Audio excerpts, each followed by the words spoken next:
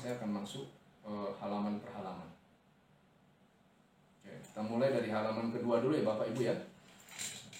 Yaitu adalah di tes IQ atau Intelligence Quotient. Nah, terkait dengan taraf kecerdasan, di sini ada skornya. Skornya itu adalah, di sini ada angka ini yang saya sorot 103, ini ada skornya. Sekedar mau menjelaskan kepada Bapak Ibu, mengingatkan kembali, skor IQ itu thresholdnya, batasnya itu adalah 100. Jadi itu artinya adalah kalau sudah 100 itu tidak bisa dianggap bahwa yang bersangkutan adalah rata-rata. Jadi perbandingan antara kemampuan dia saat ini dengan kemampuan anak-anak seusia dia. Jadi kalau sekiranya dia itu di bawah 100, berarti kemampuan daya pikirnya di bawah anak-anak seusia dia. Tapi kalau dia itu 100, berarti dia itu ya rata-rata, seperti itu. Itu fakta nomor 1. Fakta nomor 2, ketika IQ itu 100 ya, artinya di atas 100, 120, 130, tidak mendeterminasi kinerja atau performa di sekolah. Mohon izin, ini ada yang bergabung.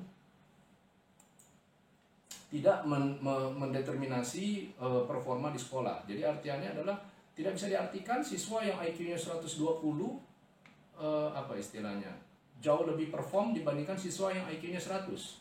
Karena pada saat anak-anak yang sifatnya itu sudah 120 lalu kemudian 130, yang bermain bukan lagi IQ, melainkan yang bermain itu adalah aspek motivasi, emosi. Jadi kalau seumpamanya IQ-nya 100 atau 105 misalnya, tapi dia motivasinya untuk perform itu tinggi, ya passionnya itu dia tinggi, itu akan jauh lebih menentukan dibandingkan IQ. Nah, IQ tersebut itu terdiri atas ada 9 sub. Mohon maaf, ada 8 sub ya di sini. Jadi ada dari kemampuan analisa, lalu kemampuan berpikir dan lain-lain sampai kemampuan daya ingat. Yang kategorinya itu R itu rendah, K itu kurang, C itu cukup, B itu baik, dan BS itu baik sekali. Ada di bawah sini. Keterangan. Nah, penjelasan daripada masing-masing dimensi ya, misalnya kemampuan analisa sintesa itu adalah kemampuan menganalisa suatu masalah gitu ya. Itu diberikan di masing-masing istilahnya baris ya. Jadi kemampuan berpikir fleksibel itu apa, lalu kemampuan verbal, sebentar ya, kemampuan numerikal dan lain-lain.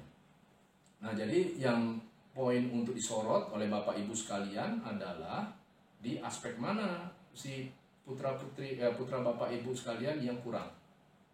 Jadi yang kurang itu di aspek mana? Nah, itu yang menjadi taraf menjadi fokus Bapak Ibu sekalian. Itu yang mungkin nanti ke depan mumpung masih ada waktu, Bapak Ibu bisa untuk mendevelop itu, memperbaiki, mungkin artinya meminta si yang bersangkutan untuk melatih dan lain-lain. Aspek daripada latihan, aspek daripada bagaimana improve nanti bisa dibahas lagi nantinya.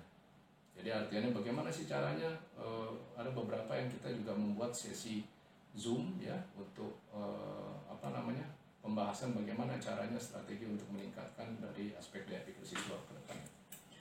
Nah, di bawah ini semua Bapak Ibu sekalian ada interpretasi secara keseluruhan ini hasilnya apa ya.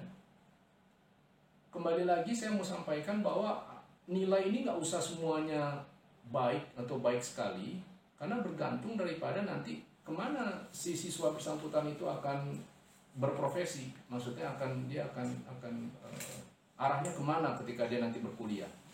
Ambil contoh misalnya dia itu adalah seorang yang nantinya akan lebih banyak intens di seni misalnya, maka mungkin daya daripada matematis atau numerikal ya itu tidak terlalu menjadi signifikan. Tapi kalau sekiranya dia itu misalnya mau menjadi seorang accountant gitu misalnya, ya maka otomatis kemampuan numerikal itu menjadi penting. Jadi artinya tidak bisa diartikan bahwa nilai-nilai kurang ini berarti buruk. Bergantung kembali lagi kemana si siswa itu nanti dia mau berprofesi. Jadi kemana nanti ujungnya itu kemana nanti, itu ada di halaman paling akhir nantinya. Oke, saya akhiri dulu di sini. Adakah pertanyaan buat Bapak Ibu dari